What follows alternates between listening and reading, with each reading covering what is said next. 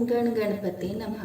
ओम नमः शिवाय। पूर गौरम करुणावतारम संसार सारम भुजगेंद्रहारम सदा वसंतम हृदयारविंदे भवम भवामी सहितम नमामि। मेरे चैनल पर आप सभी का हार्दिक स्वागत है। सभी भक्तजनों को सावन मास की हार्दिक शुभकामनाएं। आज हम सावन मास महात्म्य के 5वें अध्याय का पाठ करेंगे। इस अध्याय में कोटिलिंग महात्म्य और रविवार व्रत कथा का महात्म्य है।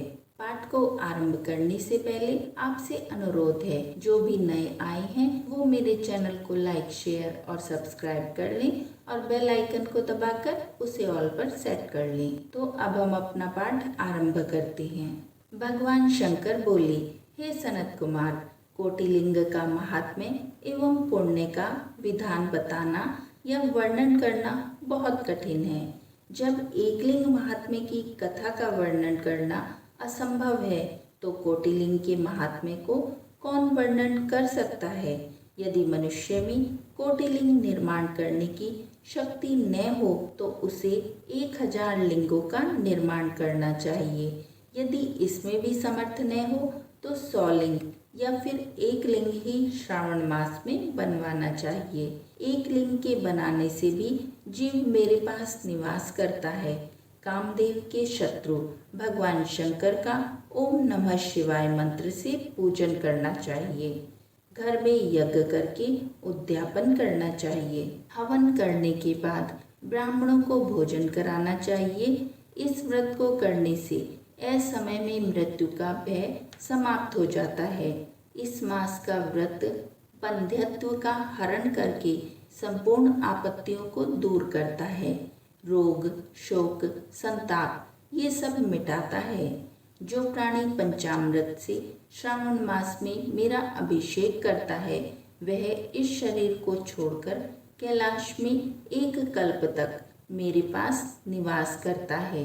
वह प्राणी पंचामृत पीने वाला, गौ तथा धन आदि से युक्त, अत्यंत मधुर भाषी, त्रिपुरासुर हंता भगवान शंकर का प्यारा बन जाता है। जो मनुष्य श्रावण मास में हविष्यान भोजन करता है वह चावल आदि संपूर्ण धान्यों की अक्षय निधि से युक्त हो जाता है। जो मनुष्य श्रावण मास में पत्तल पर भोजन करता है उसे भोजन के लिए सोने के बर्तन प्राप्त होते हैं। जो मनुष्य श्रावण मास में जमीन पर सोता है वह कैलाश पर निवास करता है। जो मनुष्य श्रावण मास में एक दिन भी ब्रह्म मुहूर्त में स्नान करता है उसे पूरे महीने तक नहाने का फल प्राप्त होता है। इस माह में जो मनुष्य जितेंद्रिय होता है उसे इंद्रिय जन्य बल की प्राप्ति होती है।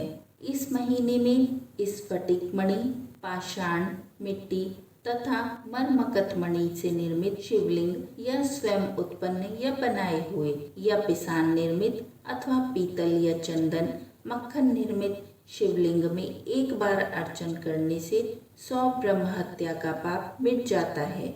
सूर्य ग्रहण, चंद्र ग्रहण या अन्य किसी सिद्ध क्षेत्र में लक्ष्य जप करने से जो सिद्धि प्राप्त होती है वह सिद्धि श्रावण मास में केवल एक बार जप करने से मिल जाती है। किसी दूसरे समय में किए गए नमस्कार तथा प्रदक्षिणा से जो 1000 बार में फल प्राप्त होता है वह फल श्रावण के महीने में एक बार नमस्कार करने से या प्रदक्षिणा करने से मिल जाता है। यह श्रावण मास मुझे अत्यधिक प्यारा है। इस महीने में वेद पारायण करने पर सब वेद मंत्रों की अच्छी तरह से सिद्धि हो जाती है। इस महीने का एक दिन भी बिना श्री सूक्त का पाठ किए न बिताएं। जो इसको अर्थवाद मात्र कहता है वह मनुष्य नरक को प्राप्त होता है। मनुष्य को समिधा, चरु, तिल और घी से ब्रह्म यज्ञ करना चाहिए। धूप, गंध, पुष्प, नैवेद्य आदि के द्वारा अर्चना करनी चाहिए। भगवान शंकर के रूपों का यथोचित ध्यान करके शक्ति द्वारा कोटि होम, लक्ष्य होम और अयुत हवन करना चाहिए। तिलों का व्याहति मंत्रों द्वारा हवन करना चाहिए। इसी को ग्रह यज्ञ का नाम दिया गया है। हे सनत कुमार, अब मैं तुम्हें रविवार व्रत की कथा, महात्म्य, विधि और परायण को बतलाता हूँ, उसे तुम ध्यानपूर्वक सुनो। प्रतिष्ठानपुर में एक गरीब ब्राह्मण रहता था। उसका नाम सुकर्मा था। वह भिक्षा मांगकर अपना गुजारा किया करता था। एक दिन वह एक गृहस्थ के घर में भिक्षा के लिए गया। वहाँ स्त्रियां रविवार का व्रत कर रही थी। उस ब्राह्मण भिक्षुक को देखकर उन स्त्रियों ने अर्चना सामग्री को ढक दिया। उधर ब्राह्मण के मन में अर्चन विधि जानने की इच्छा जागृत हो गई। वह बोला, हे साध्वी महिलाओं, आप सबने इस व्रत की सामग्री को क्यों ढक दिया है? आप दयालु हैं, कृपा करके मुझे भी इस व्रत को करने की विधि बताइए। मैं अपनी दरिद्र अवस्था से दुखी हूँ। यह उत्तम व्रत श्रवण कर मैं भी इस व्रत को करना चाहता हूँ। इस व्रत के विधान तथा फल को मुझे भी बतलाइए।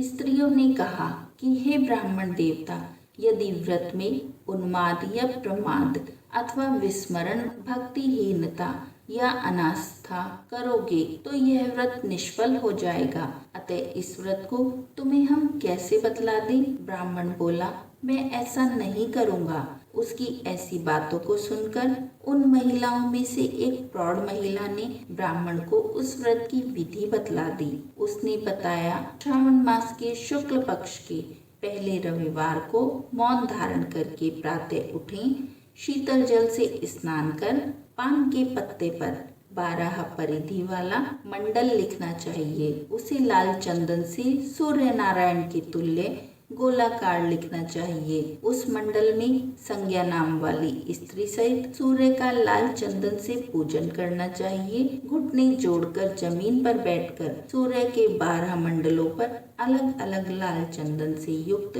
लावा तथा जपा पुष्प से युक्त अर्घ को श्रद्धा भक्ति से सूर्य नारायण को दें। अर्घ को रक्ताक्षत, जपा पुष्प और उपचारों द्वारा युक्त करें। नारिकेल बीज और खांड से युक्त सूर्य के मंत्रों को कहकर नैवेद्य दें। सूर्य का 12 मंत्रों द्वारा स्तवन करें। 12 बार उनको नमस्कार करें। 12 बार उनकी प्रदक्षिणा करें और 6 सूतों को एक में मिलाकर उसमें 6 ग्रंथि लगाएं। सूर्य नारायण को अर्पण कर दें। उस सूत्र को सूर्य नारायण को अर्पण करके अपने गले में पहन ले। 12 प्रकार के फलों का बायना ग्रहण करें। बायना ब्राह्मण को दें। कुपात्र को इस व्रत की विधि नहीं बतानी चाहिए। हे द्विज, इस व्रत के करने से निर्धन धनवान हो जाता है, निसंतान पुत्रवान हो जाता है, कोढ़ी का कोढ़ मिट जाता है, रोगी का रोग दूर हो जाता है।